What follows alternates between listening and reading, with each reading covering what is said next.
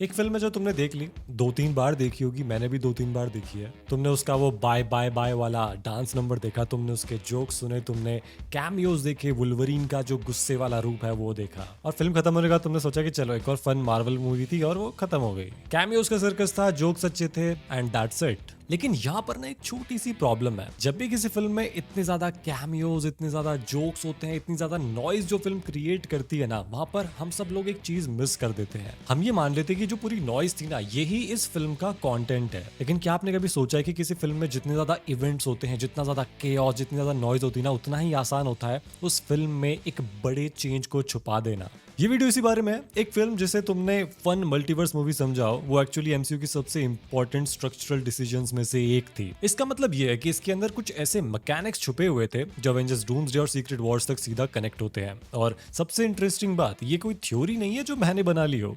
ये चीजें Kevin Feige ने खुद कंफर्म की है, शॉन लिवाई ने खुद इंटरव्यूज में बताया है, और जो बाकी चीजें हैं वो स्क्रीन पर लिटरली मौजूद है, बस हमने उन्हें देखा नहीं। तो सबसे पहले बात कर लेते हैं वो चीज जो सबने गलत नजरों से देखी। डेडपूल और वुल्वरीन रिलीज हुई और दुनिया ने इसे मतलब एक ही तरीके से देखा। एक नॉस्टैल्जिया ट्रिप जहां पर ह्यूग जैकमैन वापस आए हैं, रायन रेनॉल्ड्स ने अपना आर-रेटेड ह्यूमर एमसीयू में घुसाया और सब कुछ एक बड़ा फेयरवेल पार्टी बन गया फॉक्स के एक्समैन यूनिवर्स के लिए।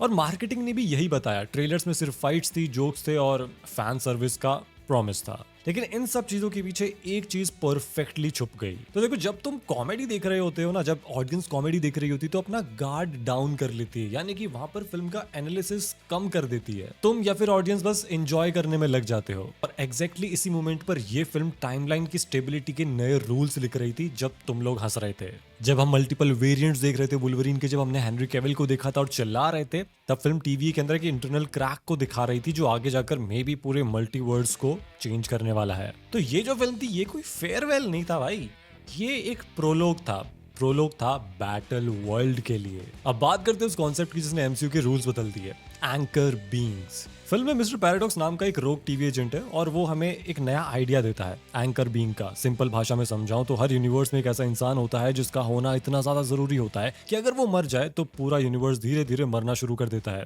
यानी कि किसी एंकर बीइंग के मरते ही वो यूनिवर्स खत्म नहीं होगा, लेकिन over time, over decades, over centuries वो यूनिवर्स मरता रहेगा। अर्थ 1005 जहां की कहानी है, उस यूनिवर्स का एंकर बीइंग था लोगन वाला वुल्वरीन। वो वुल्वरीन जो 2017 की फिल्म में मर गया। उसकी मौत के बाद उस पूरे यूनिवर्स का डीके स्टार्ट हो गया और इस डीके को रोकने के लिए डेडपूल एक नए वुल्वरीन की तलाश में निकलता है। अब यहाँ पर ना एक कंफ्यूजन हो सकती है। लोकी शो में तो हमने नेक्सस इवेंट्स के बारे में सुना था जहाँ कोई डिसीजन लेने से एक नई टाइमलाइन बन जाती है। तो ये एंकर बीइंग वाला आइडिया क्या लोकी को गलत प्रूव करता है? तो नहीं, ऐसा नहीं है। एंकर बीइंग का कॉन्सेप्ट लोकी के कॉन्सेप्ट को गलत प्रूव नहीं करता है। लोकी सीजन में ये बताती है कि टाइमलाइंस बनती कैसे हैं और ये फिल्म हमें ये बताती है कि टाइमलाइंस मरती कैसे हैं। तो ये दोनों कॉन्सेप्ट एक दूसरे को कॉन्ट्राडिक्ट नहीं करते हैं। और केविन फाइगी ने खुद इस पर एक इंटरेस्टिंग बात कही है। उन्होंने कहा कि टीवीए एंकर बीइंग्स की टर्मिनोलॉजी यूज करता है और ये टर्मिनोलॉजी नेक्सस बीइंग्स या ओमेगा लेवल म्यूटेंट्स जैसे कॉन्सेप्ट से अलग है या सिर्फ एक नया नाम है, ये अभी देखना बाकी है, मतलब फ्यूचर में पता चलेगा। यानी केविन फाइगी खुद कंफर्म कर रहे हैं कि ये सब कॉन्सेप्ट्स एक दूसरे से जुड़े हो सकते हैं, जो एक बहुत बड़ा हिंट है कि एमसीयू इन्हें आगे जाकर कनेक्ट करने वाला है। अब यहाँ पर ना एक इंटरेस्टिंग चीज और बता देता हूँ मैं आपको। तो ये जो एंकर बीइंग्स वाला कॉन्सेप्ट है या ये जो एंकर बीइंग्स वाला आइडिया है, ये कॉमिक बुक फैंस के लिए सीधा जोनाथन हिकमैन के 2015 वाले सीक्रेट वॉर्स रन की तरफ इशारा करता है, जहां मॉलिक्यूल मैन जैसी सिंगुलैरिटीज यूनिवर्स को कोलैप्स होने से बचा रही थी।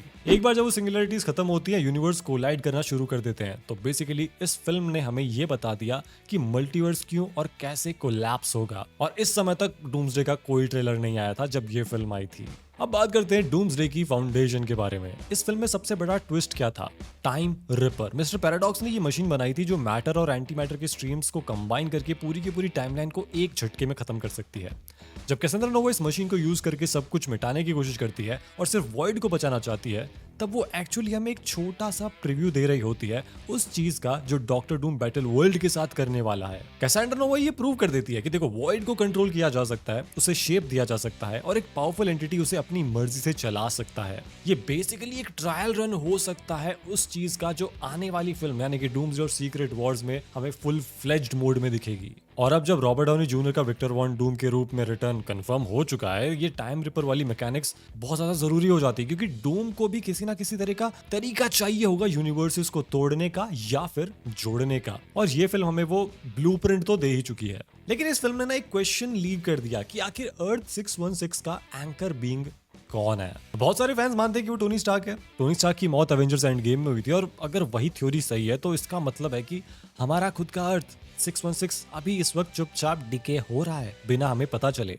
और अगर ऐसा है तो डॉक्टर डूम का आना, जिसका चेहरा टोनी स्टार्क जैसा है, ये सिर्फ एक कोइंसिडेंस नहीं लगता। ये लगता है जैसे यूनिवर्स खुद एक नया एंकर ढूंढ रहा है और डूम उस जगह को फोर्सफुली फिल करने वाला है। यही टेंशन, यही खाली जगह डूम्सडे की पूरी कहानी का मे बी कोर बन सकती है। अब एक छोटे से मूवमेंट की बात कर लेते हैं। मतलब वो मूवमेंट छोटा है लेकिन वो बहुत बड़ा प्रूव हो सकता है। तो टीवी के अंदर हमें एक टीवी पे ना थॉर रोता हुआ दिखाई देता है जिसके हाथ में डेडपूल होता है। तो यहाँ पर जब डेडपूल क्वेश्चन करता है पैराडॉक्स से कि एक सेकंड, यहाँ पर थॉर रो क्यों रहा था और मैं वहां पर क्यों प्रेजेंट था, तो मिस्टर पैराडॉक्स कहता है कि ये एक डिस्टेंट फ्यूचर है और इस बात को टाल देता है। अब देखो, वैसे तो मुझे लगता है कि ये थॉर द डार्क वर्ल्ड की कोई अल्टरनेट रियलिटी टाइप कुछ है, लेकिन पैराडॉक्स ने कहा कि ये डिस्टेंट फ्यूचर है।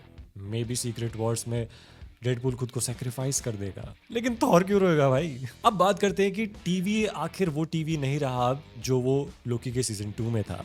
लोकी सीजन 2 के बाद टीवी एक बिल्कुल नए फेज में आ चुका है। पहले जो टीवी ब्रांचेस को बिना सोचे समझे प्रून कर देता था, अब वो गॉड लोकी की निगरानी में इनफाइनाइट टाइमलाइंस को एग्जिस्ट करने देता है बिना उन्हें डिस्ट्रॉय किए। ये वही चीज है जो इस पूरी फिल्म के कॉन्फ्लिक्ट को ड्राइव करती है। मिस्टर पैराडॉक्स पुरानी टीवी का आदमी है। उसे टीवी का ये नया काम करने का तरीका बिल्कुल बेकार लगता है। वो खुद को एक मर्सी किलर कहता है और मानता है कि यूनिवर्सेस को धीरे धीरे मरने देना एक ब्यूरोक्रेटिक कमजोरी है। एक पुरानी एलिगेंट प्रूनिंग सिस्टम की तरह एफिशिएंट नहीं है उसके हिसाब से ये सब। तो इसके हिसाब से टीवी जैसा लोकी के सीजन 1 में नहीं था, सब लोग एक ही डायरेक्शन में काम कर रहे हैं। अब ये वैसा नहीं रहा। यहाँ पर इंटरनल कॉन्फ्लिक्ट स्टार्ट हो चुके हैं। मतलब कि सोचो, एक रोग एजेंट एक अर्थ के ऊपर एक ऐसा डिवाइस बना सकता है जो यूनिवर्स डिस्ट्रॉय कर दे। तो सोचो, अगर एक रोग एजेंट ऐसा कर सकता है तो डूम तो पता ही नहीं क्या हाल करेगा। अब बात करते हैं कि कैसे डेडपूल एंड वुल्वरीन ने वॉइड को एक नया मीनिंग दे दिया। तो लोकी में हमने वॉइड देखा था जहां प्रून रियलिटीज डंप होती है। इस फिल्म में वही वॉइड एक बिल्कुल नए मीनिंग में बदल जाता है।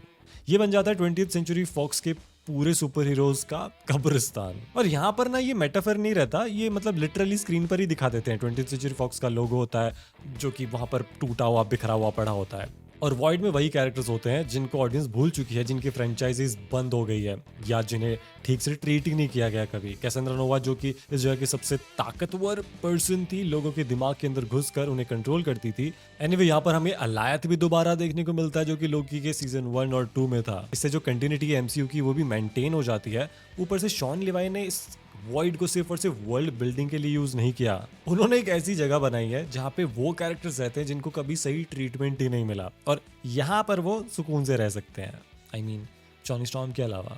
अगर बात करें कैमियोज की, तो इस फिल्म के जो कैमियोज थे वो उतने रैंडम नहीं थे, मतलब जितना लगता है। शॉन लिवाई ने खुद कंफर्म किया था कि हर कैमियो एक स्पेसिफिक आइडिया के अराउंड चुना गया था और वो आइडिया था लेगेसी। उन कैरेक्टर्स की लेगेसी जिनको कभी प्रॉपर क्लोजर ही नहीं मिला।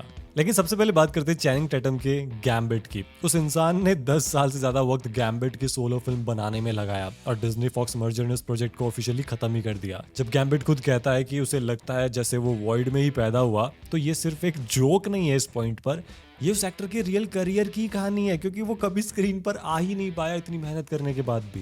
बात करें वेज़ली स्नाइप्स के ब्लेड की, ये वही कैरेक्टर जिसने 1998 में मॉडर्न मार्वल की सिनेमा की शुरुआत करी थी और उसका फेमस डायलॉग कि ब्लेड सिर्फ एक ही था और एक ही रहेगा। यहाँ पर क्लियरली डिग लिया जा रहा था महर्शला अली के ब्लेड की तरफ, क्योंकि वो फिल्म अनाउंस हुई थी 2019 एसडीसीसी में और अब तो वो बन भी नहीं रही, क्योंकि केविन फेगी ने खुद कह दिया उस प्रोजेक्ट से रिलेटेड कि मैं एक जाइगेंटिक लूजर जैसा फील करता हूँ। अब जेनिफर गार्नर की इलेक्ट्रा भी दोबारा आती है यहाँ पर, जो कि 2005 में उनकी फिल्म आई थी जो कि फ्लॉप निकली थी, लेकिन यहाँ पर एक रिडेम्पशन आर्क मिलता है।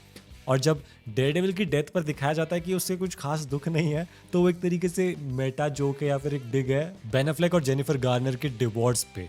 अब बात करते हैं उस इमोशनल स्टोरी की जिसको मे बी ऑडियंस ने इग्नोर कर दिया होगा। तो हंसी मजाक से हट करना, इस फिल्म में गहरी कहानी तो छुपी हुई है, फेलियर की, रिग्रेट की और रिडेम्पशन की नीड की। ये दो जो टूटे हुए इंसान है ना, इनकी कहानी है जो अपनी पहचान ढूंढ रहे हैं एक ऐसे यूनिवर्स में जो उनसे आगे बढ़ चुका है। मतलब डेडपूल तो लिटरली फेलियर ही है। अवेंजर्स उसे रिजेक्ट कर देते हैं, वेनेसा चली गई और वो अपना सूट छोड़कर गाड़ियां बेचने लग रहा है। वो अपना यूनिवर्स, अपनी दुनिया इसलिए बचाना चाहता है क्योंकि उसे लगता है कि अगर वो ये काम भी नहीं कर पाया तो उसका एग्जिस्टेंस तो बेकार है। और दूसरी तरफ फिल्म में वो वुल्वरीन है जिसको वर्स्ट वुल्वरीन बोला गया है, मतलब जितने भी यूनिवर्स है, जितनी भी टाइमलाइंस है, उनमें सबसे बेकार वुल्वरीन है वो। कि जब उसकी टीम पर हमला हुआ था तब वो कहीं पर टल्ली होकर पड़ा था, लेकिन प्रॉब्लम ये हुई कि उसने गुस्से में सिर्फ म्यूटेंट हंटर्स को ही नहीं बल्कि इनोसेंट लोगों को भी मार दिया। डेडपूल को वुल्वरीन की जरूरत है क्योंकि वो फाइनली एक असली हीरो बनना चाहता है, और वुल्वरीन को डेडपूल की जरूरत है क्योंकि वेड ही वो इंसान है जिसने उसे कभी अकेला नहीं छोड़ा। क्लाइमैक्स में जब दोनों मिलकर टाइम रिपर की मैटर और एंटी मैटर स्ट्रीम्स को रोकने के लिए अपनी जान दांव पर लगा देते हैं ना,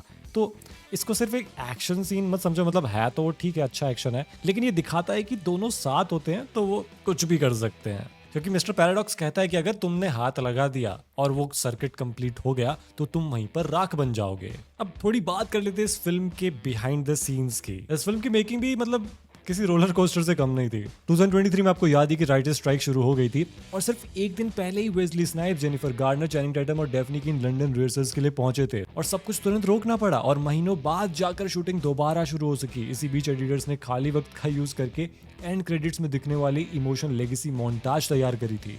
और यहाँ पर ना केविन फेगी शुरुआत में तो बिल्कुल नहीं चाहते थे कि ह्यू जैकमैन वुल्वरीन के रोल में रिटर्न करे। इवन फैंस भी नहीं चाहते होंगे क्योंकि 2017 वाली जो लोगन फिल्म है उसमें परफेक्ट एंडिंग मिली है इस कैरेक्टर को। लेकिन एक दिन ड्राइव करते वक्त ह्यू जैकमैन को अचानक लगा कि उन्हें ये फिल्म जरूर करनी चाहिए। बस फिर क्या था, उन्होंने बिना अपने एजेंट्स को बताया सीधा रायन रेनॉल्ड्स को ही फोन कर दिया। और जैसा कि आपको पता है कि यार मार्वल के हर सेट से कुछ ना कुछ लीक हो ही जाता है, ऐसा इससे भी हुआ था। लेकिन रायन रेनॉल्ड्स ने लीक से बचने के लिए भी कमाल की ट्रिक यूज करी। उन्होंने जानबूझकर फेक सेट फोटोज इंटरनेट पर रिलीज करवाए जिनमें मिकी माउस और प्रेडेटर जैसे कैरेक्टर्स दिख रहे थे, और मोटिव सिर्फ इतना था कि असली लीक्स के बीच इंटरनेट कंफ्यूज हो जाए और कोई सच का अंदाजा भी नहीं लगा पाए। लेकिन अब फ्यूचर क्या है, तो मेरे ख्याल से डेडपूल एंड वुल्वरीन एक ट्रोजन हॉर्स की तरह है। मतलब कि फिल्म दिखने में लगती है कि ओके डार्क कॉमेडी है, फन है, कैमियोज है, इसमें एक नॉस्टैल्जिक फेयरवेल है, लेकिन एक्चुअली में एमसीयू के नेक्स्ट फेज का एक स्ट्रॉन्ग पिलर है। इसमें एंकर बीइंग का कॉन्सेप्ट है, टाइम रिपर की मैकेनिक्स है और टीवी के अंदर जो कॉन्फ्लिक्ट चल रहा है, ये सब कुछ मिलकर वो एग्जैक्ट नैरेटिव फिजिक्स देते हैं जो मल्टीवर्स को कोलैप्स करने के लिए चाहिए।